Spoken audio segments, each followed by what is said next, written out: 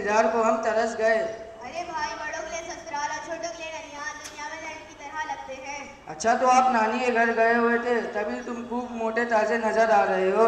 लगता है नाना की सारी कमाई तुम कर रहे हो।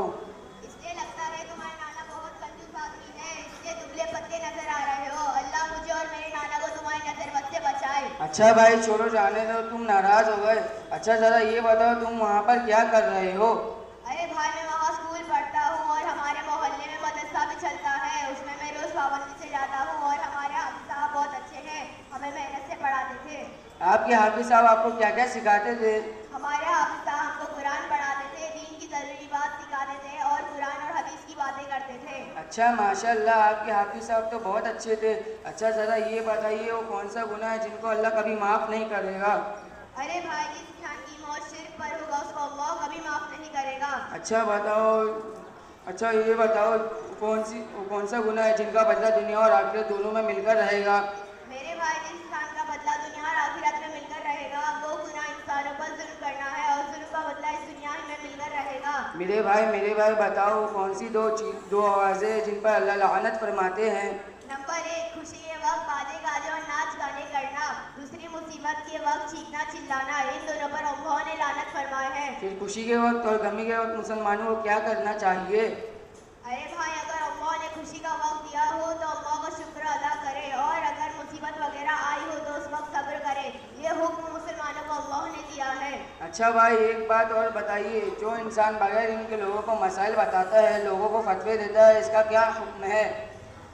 मेरे भाई, जो इंसान बगैर इनके लोगों को फतवे देता है उस पर फरिश्ते लानत फरमाते हैं। और सुना आपने, आजकल यहाँ मुल्क के मुफ्ती बहुत है, ये लानत उन लोगों के लिए है। अच्छा एक आखिरी बात बताइए, वो कौन सी दो चीज़ें हैं जो इंसान को तलाश करके खुद उसके पास पहुंच जाती है? नंबर 1, मौत है जो इंसान को खुद तलाश करके खुद उसके पास पहुंच जाती है। नंबर 2, इंसानों का रिज्क है जो इंसानों को तलाश करके पहुंच जाती है।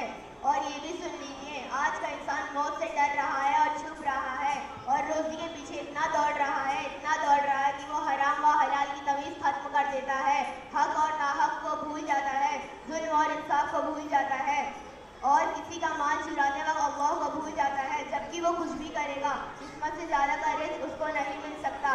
आया आपकी समझ में? जी भाई आपकी बात हक और सच है। फिर क्या मतलब है किसी का दिल दुखाकर हासिल करने की? फिर क्या मतलब है झूठ बोलकर हासिल करने की, धोखा देकर माल कमाने की?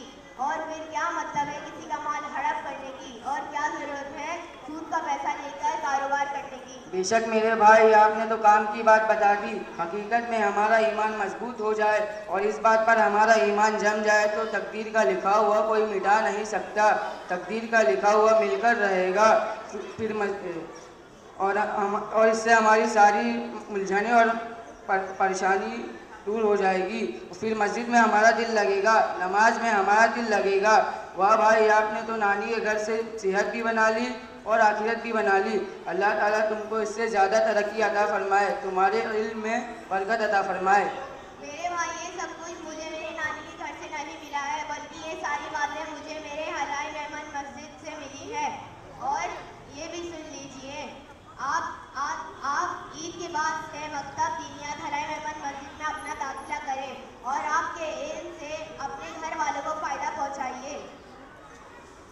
जी भाई, जी भाई, ईद के बाद से मैं भी आपके मदरसे में दाखिला लेता हूँ। इंशाअल्लाह आप मेरे हक के लिए दुआ करेंगे, अल्लाह ताला मेरे लिए आसान कर दे। अच्छा भाई चलो चलते। अस्सलाम वालेकुम रहमतुल्लाहि व बरकातहू। वालेकुम अस्सलाम।